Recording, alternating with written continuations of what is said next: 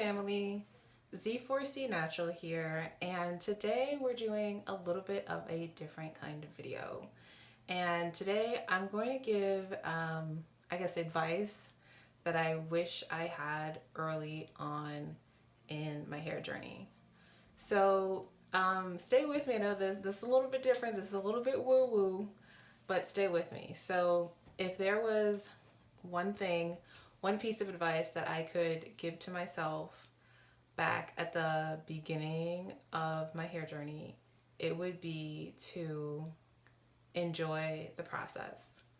Now I know that this sounds different, this sounds strange, and you're probably thinking like, what does that have to do with anything? But actually, it's really everything. I mean, with type 4C hair, it's stigmatized. We have the stigma of it being difficult. There's a lot of people labeling their hair as 4C when it's really not. Everybody who feels their hair is difficult, they call it 4C. It's not represented in the media enough, and when it is, a lot of times it's not in a positive light. Styling can be difficult, and it's a little bit more of a difficult journey, for sure it is. But, that can be easier if you change your mindset about your hair. So, a lot of times I think we as a community don't see the beauty in our 4C hair until it is long. And I have to say, I was definitely guilty of that. So I started my journey from bald. I shaved my head bald, completely bald. I had relaxed it like 3 days prior, and then, I was kind of like in a really healthy kind of mode. I was vegetarian at the time, and I was, my main reason for going natural was for health, because I was like, why am I burning my scalp every month? This makes no sense. So literally, I was 3 days post relaxer, and I shaved my head completely bald. So that was my starting point. It was kind of a spur of the moment decision, and I don't want to say I instantly regretted it, but I definitely was not prepared. That's for sure. I definitely was not prepared. And, I was, trying to like speed up the process. I want to grow my hair out, blah, blah, blah. I didn't see the beauty in it at that phase. But, looking back, my hair definitely was beautiful. I didn't see that beauty. I didn't appreciate it. So whether your hair is long, short, wherever you are, learn to enjoy the process. And I know that's easier said than done, but if you can fall in love with your hair, it changes everything. Now, it took me a long time to fall. I want to say, to be honest, I feel like it was at least 10 years, at least like probably around the 10-year mark, where I finally felt like, okay, you know what? I love my hair. My hair is great. My hair can do anything. It took a long time. And, part of that, again, is because of, all the outside input. My family was not so supportive at the time. Like now, that's changed a little bit. There's more people in my family that have gone natural, and it's not as stigmatized. But I was definitely, the first one, and everyone was like, well, what are you doing with your hair? What's going on? Are you going to get it done? Like, is this a phase? Do you not have money? Like, what's going on? So enjoying your hair changes everything.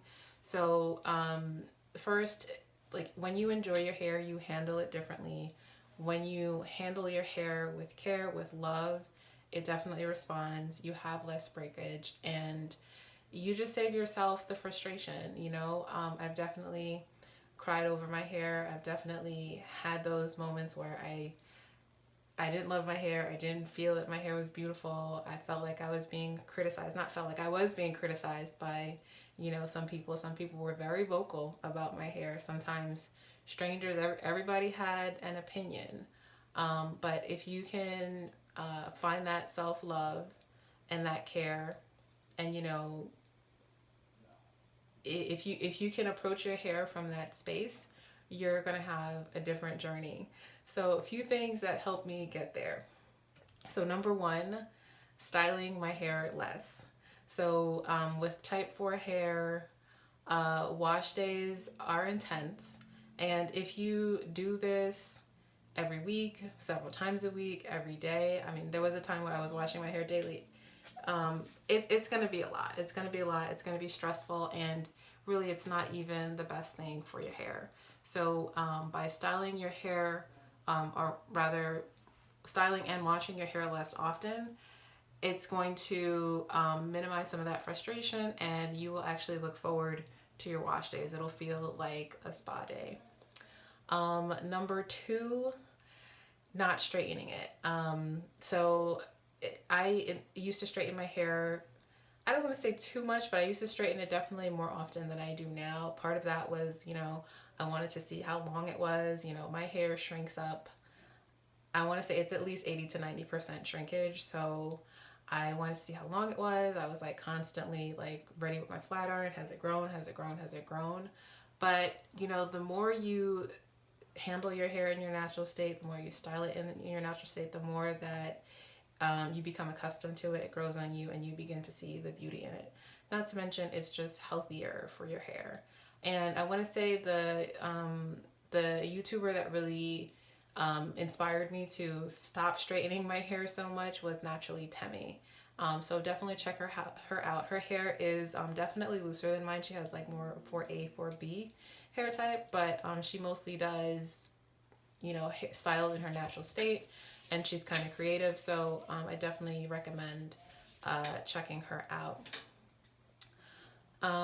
Number three is finding YouTubers, influencers who have hair like yours.